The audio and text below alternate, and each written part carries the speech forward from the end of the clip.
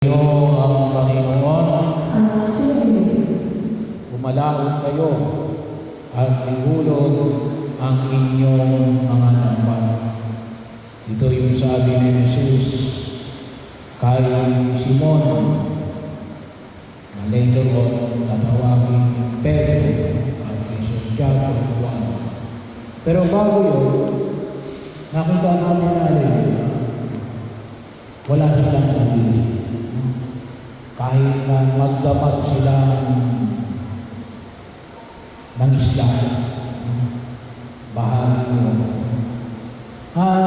Yun ay bahagi yun na pagkakataon sa Jesus ay nangaral sa Gennesaret.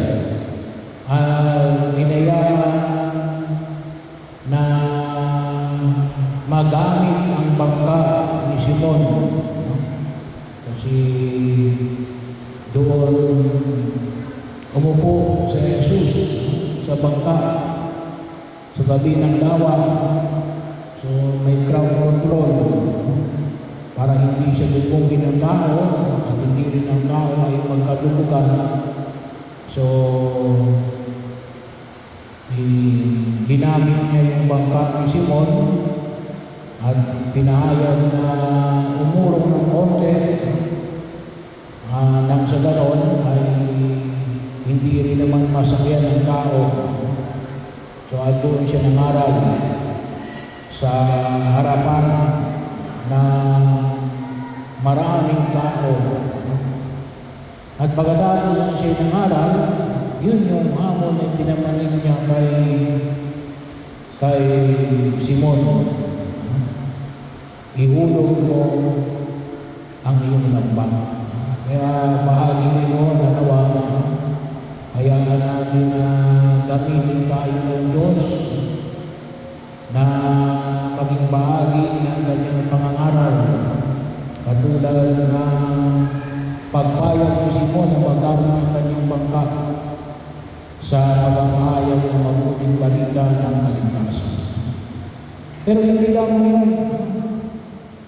Tayo hinahamon ng Diyos na tumugon sa kanyang panawagan. Hindi lang ito para sa mga pari at sa mga panahon na sa pumasok sa buhay kung sa plano. Ito ay para sa lahat bilang mga binyatan. Hindi nga lang mo katulad ni pinamanig sa Ebanghelyo na iniwan nila ang lahat ng kanilang ari-arian.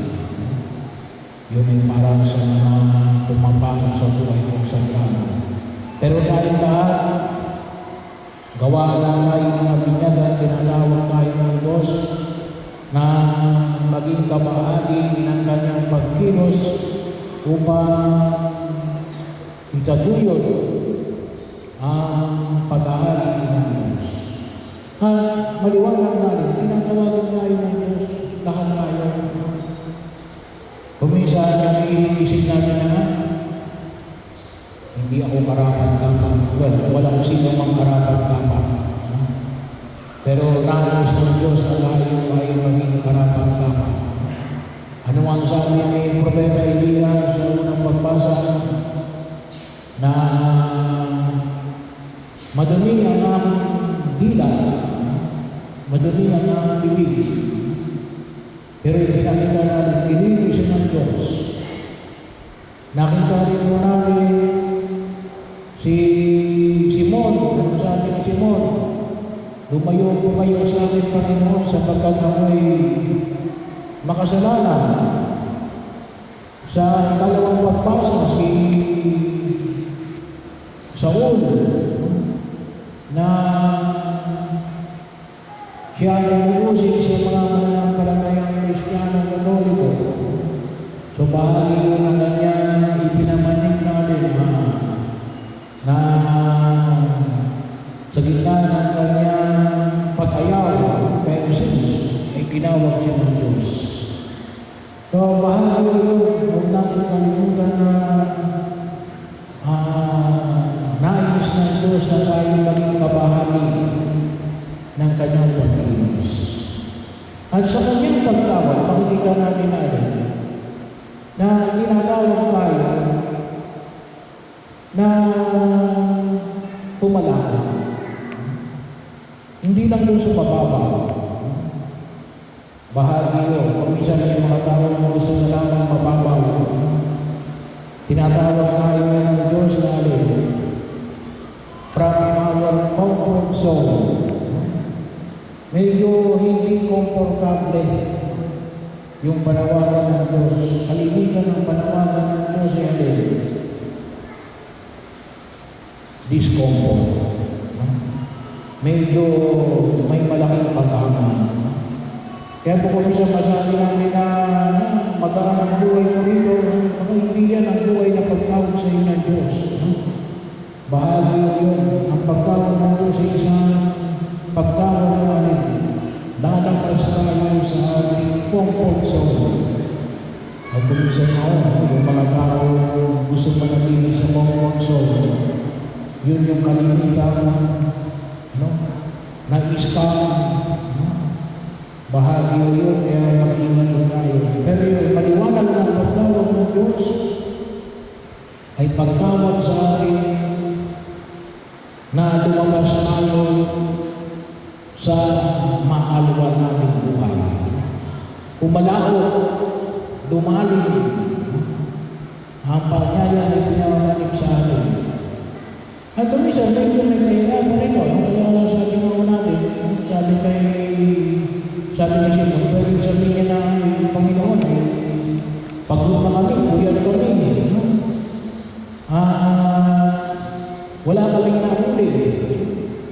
Mas alam natin, ang ilan sa ating mga mangingisda, na mas malaki yung chance, mas marami kang mahuli kapag madilim. Ngayon, ay sinabi ni Jesus, ay may araw na bahagi yun sa gitna ng kanilang pagod.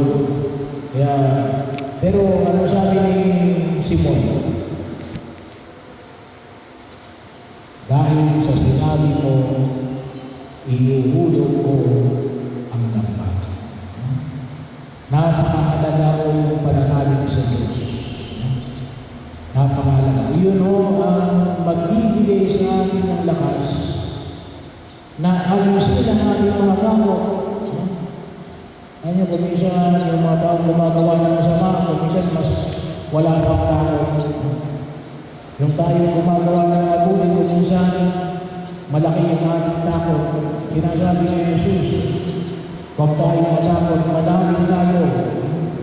Manalig tayo sa Kanya. At nawa katulad ng Pedro, magkaroon tayo ng pananalig dahil sa sinabi ng Panginoon, iuhulog ko ang lambat. Kaya may pagtawag sa Diyos sa tawag isang sa atin. Well, sabi ko kayo, mga hindi, mga pumapasok sa buhay ko sa grado, ay paano kayo ginagawa ng Diyos? Hindi kahit na ho sa inyong sarili pagkilos sa daigdig na ito,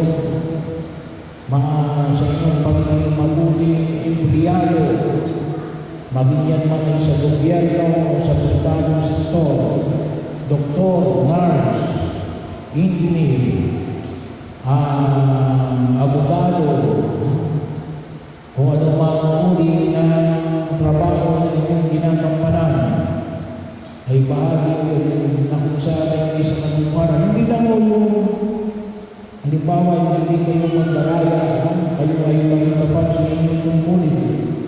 Pero maaaring galing kayo tawagin ng Diyos. No? Sabi lang natin na ihulog pa ang inyong lambat.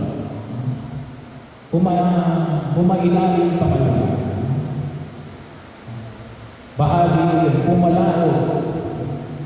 Maaaring tinatawag tayo ng Diyos sa mas lalong malalim na paanyaya. Pero sana kami maliwanag din natin. Ito'y tawag ng Diyos.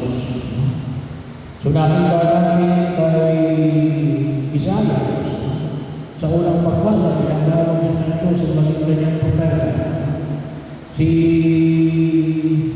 Pablo, yun ay dati ng nangangaral. Pero ngayon, siya ay nangangaral na si Jesus ay muling nabuhay. Si Simon, na dating mangingisda, kayo may tinatawag na mangingisda ng mga tao. So, bahagi ko yun, may kanya-kanyang pagtawag sa Diyos. Bibigay ko lang ko yung halimbawa. Tayo kasi nag-uusap tayo ng bagong programa para doon sa mga gusto magkaroon ng healing session. Para sa akin, yun ay pagtawag ng Diyos. Kung ito isip ko, kahit na panahon na hindi pa ako exorcist, ay bahagi yun na kung saan at yun ay bahagi rin ng tungkulin na inihatag ng Diyos sa mga pari. Nagkaroon ng maliwanag na ganda ng pagpapagaling sa mga may karamdaman. Alam niyo kung minsan, ang tao mas namamatay pa doon sa pag-iisip ng sakit kaysa doon sa sakit. Ay kung minsan nga, kung minsan walang makita, iisip na iniisip yung sakit, kaya isa rin na yun sa pangalagay ng aming pagninila. Pero yun ang mahalaga. Ang bawat isa sa atin, tinatawag ng Diyos. Tinatawag ka ba ng Diyos? Paano hindi ako tinatawag ng Diyos? Bakit hindi ka nakikinig? Sigurado yun, tinatawag ka ng Diyos. Kung ano yun, ikaw lang ang Diyos na nakakanan mo. Bahagi yun. Pero pagkakagawa na kung sa atin, tinatawag ka tayo ng Diyos na pumalaro at ihagis natin ang aming lambat. Ihulog natin ang aming lambat.